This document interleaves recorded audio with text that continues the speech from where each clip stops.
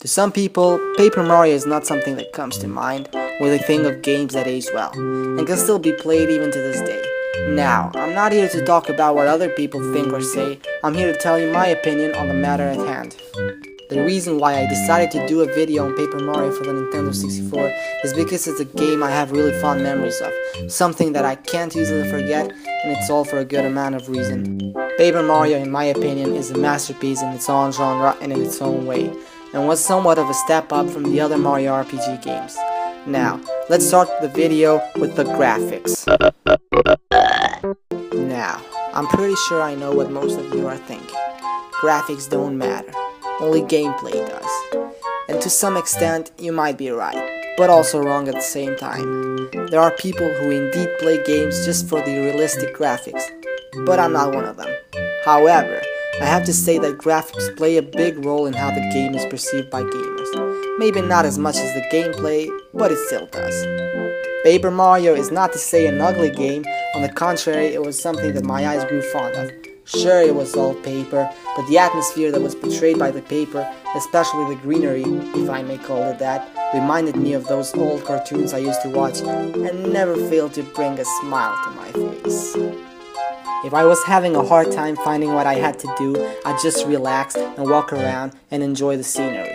Or if I was having a bad time in real life, for instance I got yelled at, or I don't know, some private life problems popped up, Paper Mario was my go-to game to escape reality. Finally, he's talking about what matters. Maybe I'll remove the dislikes I did with my 5 other YouTube accounts and listen to what he has. Yeah, no, gameplay doesn't matter. All jokes aside, gameplay in Paper Mario is not something too complicated, because obviously it was an RPG game that revolved around waiting for turns and just clicking A and B most of the time. And that's all fine, because this game did it right. There are other RPG games in which after some time you get bored or too frustrated and eventually quit. But in Paper Mario you come back for more. Also, there were a lot of puzzles which weren't really that hard to begin with, but there were times where you could get stuck and not know what to do. But that's what makes a game good and challenging. You don't really want something too easy. There were a lot of difficult bosses and a lot of random enemies that appear in front of you, and I mean a lot, which you can obviously get around if you're using save states in an emulator, but if you're using a console, tough luck, you'll be fighting a lot of them. Thank God. Finally got away from those annoying Goombas. Oh, look! A mushroom! Well, I'm running low on health. So what the heck?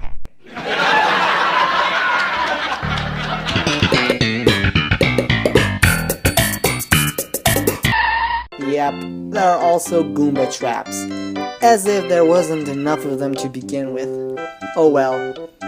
As I was saying, the gameplay mechanics were pretty simple.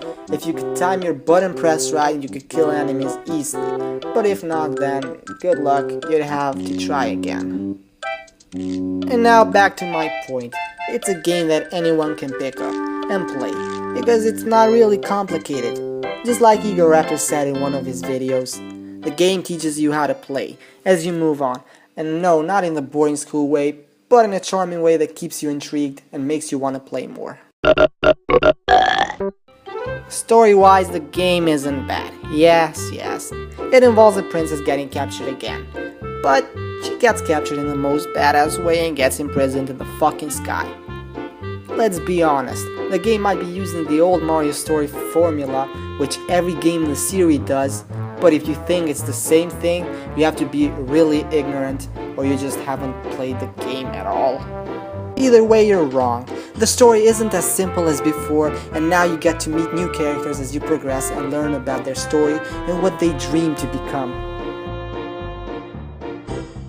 Jokes aside, the Star Road plays a big role and is what differs the game from previous Mario games.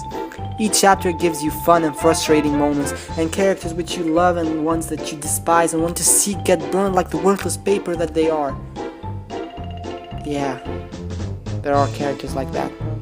You'll see.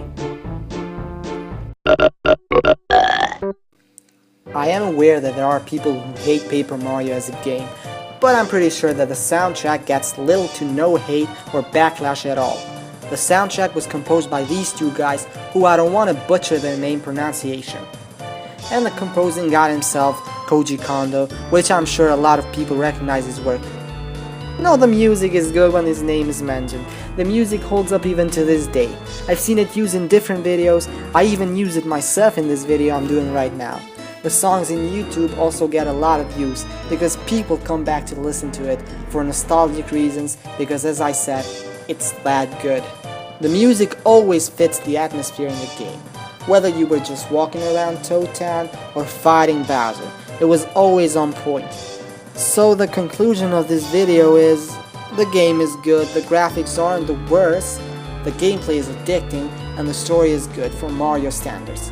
The music is a masterpiece, so do yourself a favor and go pick the game up, if you haven't played it yet, of course. I'm sure you'll find it worth your time. And with that, dear friends, I end this pointless video of me rambling about why this 17-year-old game is still fun to play even to this day. Make sure you subscribe or whatever, and like if you want to see more pointless videos like this. Bye.